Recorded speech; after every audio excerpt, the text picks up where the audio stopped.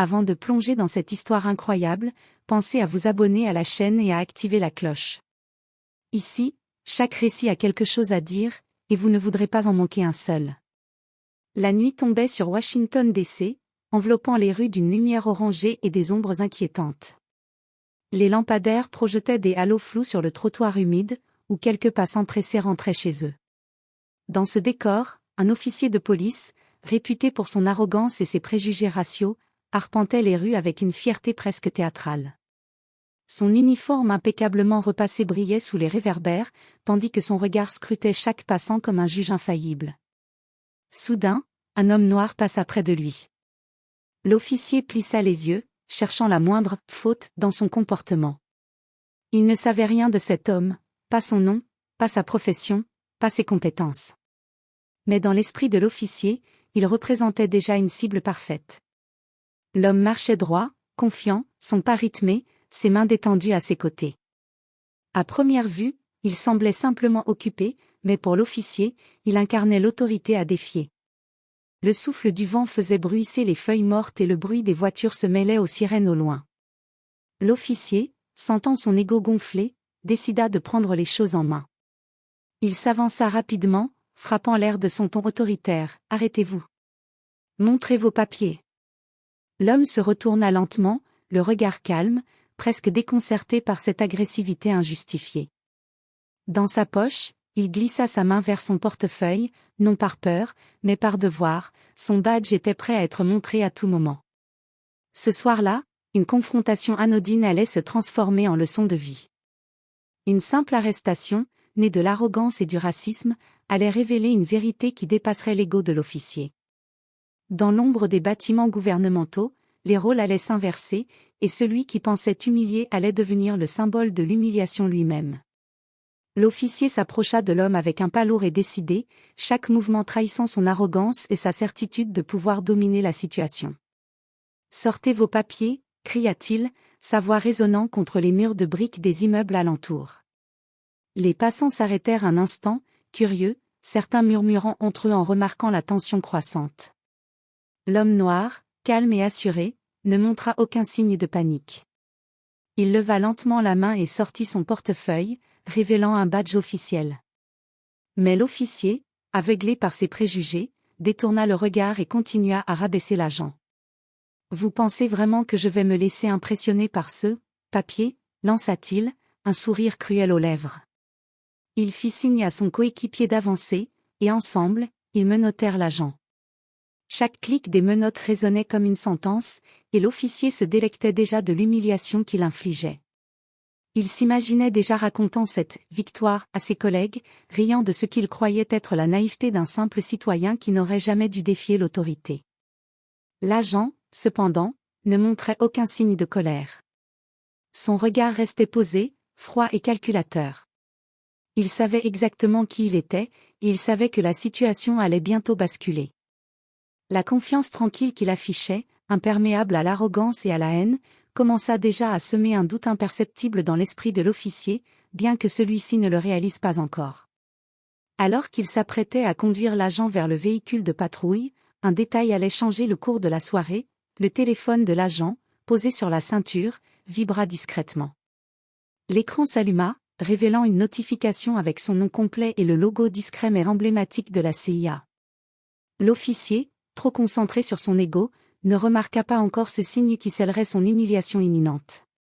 L'officier conduisait l'agent vers le véhicule de patrouille, le visage tendu par l'excitation de ce qu'il croyait être une victoire. Chaque pas résonnait sur le trottoir désert, chaque mouvement renforçait son sentiment de supériorité. Il se voyait déjà raconter l'histoire à ses collègues, comment il avait arrêté un homme suspect, imposé son autorité et humilié quelqu'un qui pensait pouvoir lui tenir tête. L'agent, menotté mais immobile, gardait une expression impassible. Il ne répondait pas aux provocations verbales, ne montrait ni peur ni colère, laissant l'officier parler à sa place. « Vous devriez apprendre un peu de respect » ricana l'officier, plus pour se rassurer qu'autre chose. Il sentait ses doigts trembler légèrement, mais il ne voulait pas l'admettre. À chaque pas, le poids des menottes semblait plus lourd, mais pour l'officier, c'était un symbole de contrôle. Il observait les passants qui se détournaient, certains jetant des regards interrogateurs, et cela nourrissait son ego. Il croyait que la situation était totalement sous contrôle. Pourtant, un détail imperceptible commençait à semer le doute, l'agent dégageait une assurance tranquille, presque royale, qui contrastait avec l'arrogance maladroite de l'officier.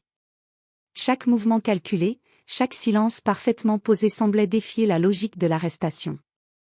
L'officier ne le savait pas encore, mais la façade qu'il avait construite autour de son pouvoir allait bientôt s'effondrer. Ce qu'il pensait être un simple acte de domination allait se retourner contre lui de manière spectaculaire. L'humiliation qu'il préparait pour l'agent était sur le point de se transformer en sa propre disgrâce. Alors qu'il allait ouvrir la portière du véhicule pour y placer l'agent, le téléphone de ce dernier vibra à nouveau. Cette fois, la lumière de l'écran éclaira le badge électronique visible à travers la coque, le nom complet de l'agent, suivi du logo emblématique de la CIA. Le cœur de l'officier manqua un battement. Le moment de vérité approchait, et il n'avait encore aucune idée de l'ampleur de la tempête qui allait s'abattre sur lui. L'officier se pencha pour vérifier le téléphone de l'agent, pensant confirmer son identité avant de continuer l'arrestation. Mais en voyant l'écran s'allumer, son sourire arrogant se figea. Le nom complet de l'agent apparut, accompagné d'un logo discret mais immédiatement reconnaissable, celui de la CIA. Un froid glacial parcourut l'échine de l'officier. Ses mains tremblaient légèrement alors qu'il regardait à nouveau l'homme qu'il croyait dominer. Cet homme n'était pas un simple citoyen ou un suspect ordinaire. Il était un agent spécial, hautement entraîné et respecté dans les cercles gouvernementaux, avec des missions classifiées et une autorité qui surpassait de loin celle d'un simple officier de police.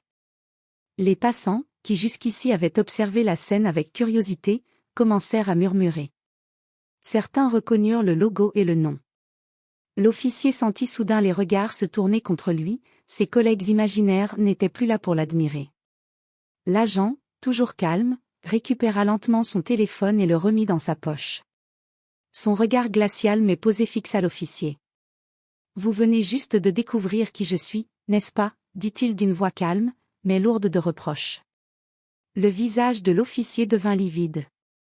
Son ego, qu'il avait poussé à rabaisser et menotter l'agent, s'effondra en un instant. Il avait cru exercer le pouvoir, mais c'était lui qui se trouvait maintenant sous contrôle, vulnérable et humilié. La situation, qu'il imaginait être une démonstration de force, était en réalité un miroir cruel, son arrogance venait de se retourner contre lui. Les passants, témoins de ce retournement, se rapprochèrent, certains sortant leur téléphone pour immortaliser le moment. Le silence pesant était seulement brisé par la respiration rapide de l'officier et le calme implacable de l'agent. Leçon amère, dans la vie, l'autorité sans respect peut se retourner contre celui qui la croit inébranlable. L'officier, encore sous le choc, tenta de reprendre contenance. Il ouvrit la portière du véhicule pour placer l'agent, mais ses gestes étaient maladroits, trahissant la panique intérieure qui montait en lui. L'agent, toujours calme, fit un simple pas en arrière et posa ses mains librement. Il ne résistait pas, mais chaque mouvement était une démonstration de contrôle silencieux. « Vous allez devoir m'expliquer. » balbutia l'officier, sa voix tremblante, incapable de terminer sa phrase. Il n'avait plus aucun pouvoir, et chaque mot qu'il prononçait semblait confirmer son humiliation. Les passants, témoins de la scène, commençaient à murmurer à voix basse. Certains sortaient discrètement leur téléphone, reconnaissant l'agent. L'instant qui devait être la démonstration de supériorité de l'officier était devenu un spectacle public de sa propre défaite. L'agent s'approcha calmement, mais sans agressivité.